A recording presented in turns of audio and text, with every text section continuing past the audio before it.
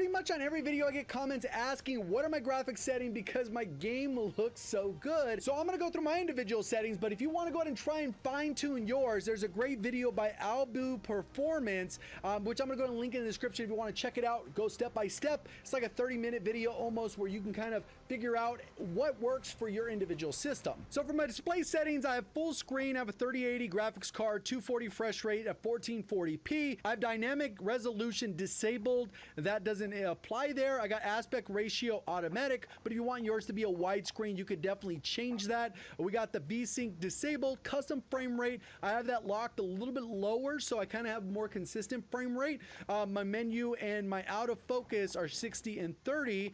Brightness is set to 50, no change there. Gamma 2.2, NVIDIA highlights disabled, NVIDIA reflex low latency I've enabled plus boost. When it comes to quality, my field of view is set to 107. Most people range anywhere between 105 up to 120, just because your game just looks and feels a little bit better, even though at the end of the day it doesn't lead to direct performance, but it's always nice to have a high definition TV over standard, right? It's just kind of one of those things, feels good, but besides that, it is what it is. So if I do aim down sight with lower zoomed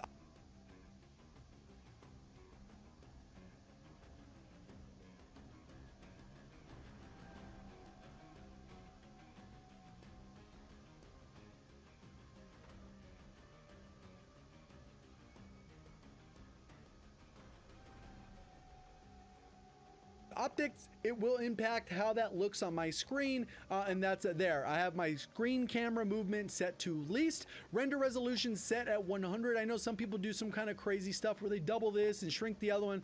That's what I have mine at. Streaming quality is low. Texture resolution is low. Texture filter anisotropic is high. Particle quality high. Bullet impact spray, I have them enabled. That's because I'll do spray patterns and look at them. And this will also count for sprays. You can disable that one. Not really a big issue on performance. A lot of these, I'm not going to spend a lot of time explaining because that guy spends a half an hour explaining these and I'm breezing through these based off of what my findings were from the video. So if you're like, well, that's not right, why did you do that? Go watch the 25-minute video. We got tessellation disabled, dismemberment and gore disabled, on-demand textures disabled, and then that's advanced is obviously that's not affected there. Filmic strength we have it set to 1, film grain 0. NVIDIA DLSS is balanced, which makes it so anti-aliasing is off. Depth of field disabled, world motion blur disabled, weapon motion blur disabled.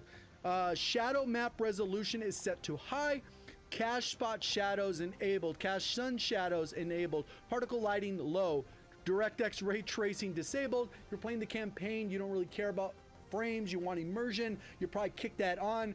We got ambient occlusion and then screen space reflection both disabled. This is what I have my NVIDIA color settings on. I didn't go through and make all these micro and macro adjustments. That's just pretty much what I have set up. And then this is my Elgato that reads through my OBS. And this is gonna look weird picture in picture, but I want to show the OBS settings so you guys can see exactly what I have going on. What we have with the specific Elgato is that when we go over to the filters, you can see for color correction, I have this set to 0.31. So this isn't exactly what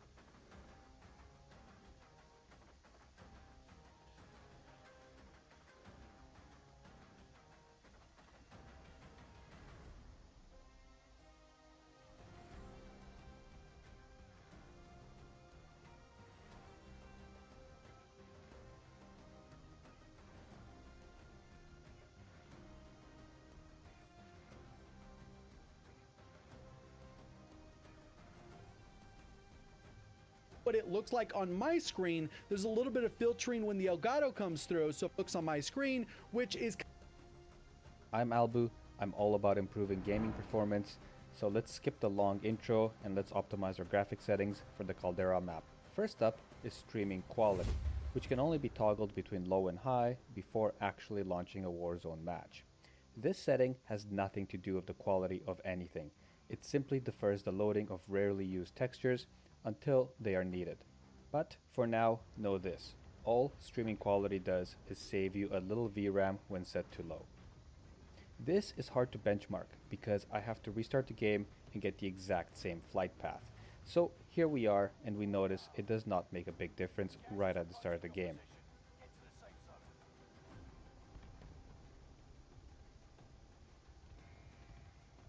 However, if we skip ahead a little bit, we can see it slowly adding up over time. This is in line with my previous testing on the Verdansk map. So as long as you're not hitting a VRAM bottleneck, which happens at 95% VRAM use, you won't experience any performance differences. There is another important bottleneck to watch out for here, which I'll explain with the next setting. Visually, there will be no difference. You may have heard it affects the range that textures load in. That is not true at all. We covered that in more depth as well on the previous Warzone video. Recommendation is still to set this one to low. Texture, resolution, I've come to realize from my Verdansk video that it's a very misunderstood setting. I intend to make us experts on this setting right now. First, let's start with the differences in visuals. Texture resolution improves our gloves from very low to normal, but not on high. It also affects our weapon skins from very low to low. However, the improvement on normal is almost indistinguishable at 1080p. We can also notice the ground texture difference on the ground here. The reason we don't notice this on the higher settings is because it's distance based and too far from the camera. So let's continue forward and see what difference texture resolution makes to objects such as this truck.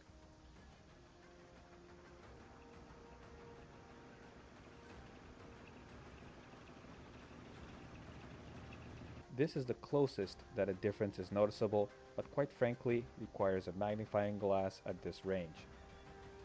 I'll slow down the clips here as many subtle details become apparent.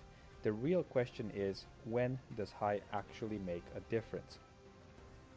And the answer is when we're up close and intimate with the texture, preferably with the magnifying glass.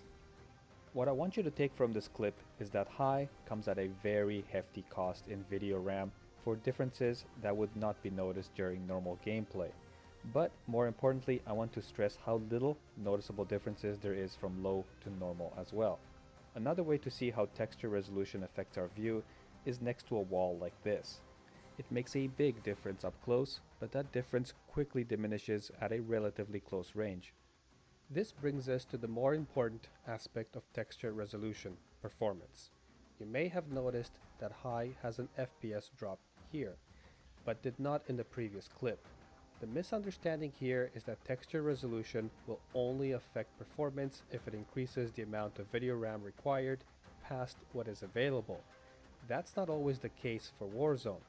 This is because Warzone's game engine is designed to stream a very large map, and the high setting here hits a streaming bandwidth bottleneck, even on this RTX 3080. It's worth noting this is situational and only happens in about half the locations I tested. What is really surprising is that this actually happens across all video cards similarly. For example, even if I run this test on my lowest end test bench, a GTX 1060, it still encounters the same FPS drop on high. To be thorough, in case you didn't catch it in my Verdansk video, texture resolution won't affect your ability to see enemies, but it does have a tiny improvement on their textures at a very close range. By the way, a couple of important things to be aware of. If you ever see textures that look particularly bad, such as this, it's not due to your texture resolution setting, although changing it often will fix it temporarily. What's actually happened is the texture file has become corrupted. This is actually rather common for Warzone, and most every player will at some point experience some corrupted files in this game. The proper fix is easy. Go to battle.net launcher, click the gear icon, select scan and repair, and begin scan. You should be doing this regularly, regardless if you experience any problems. At least for Warzone. Most other games don't experience corrupt textures nearly as often. Also, you should never trust this estimated video RAM usage bar. It's not just inaccurate, it's extremely misleading. You can use Windows Task Manager, Performance, and select your GPU to see if you are near your VRAM limit. Performance will start dropping at 95% VRAM utilization. Final recommendation is going to be normal, but depending on your video card's amount of video RAM, you may want to use low to make sure you're not reaching.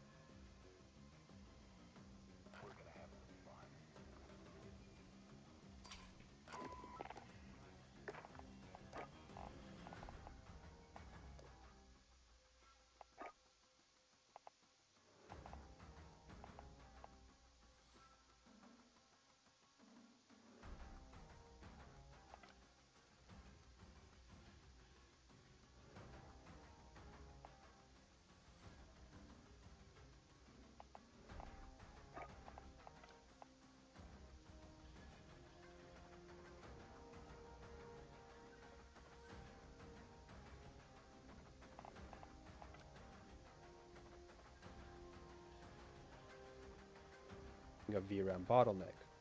Now I know some of you will say, but Albu, I run amazing textures with the same video card in other games and it's super smooth. And you're right, a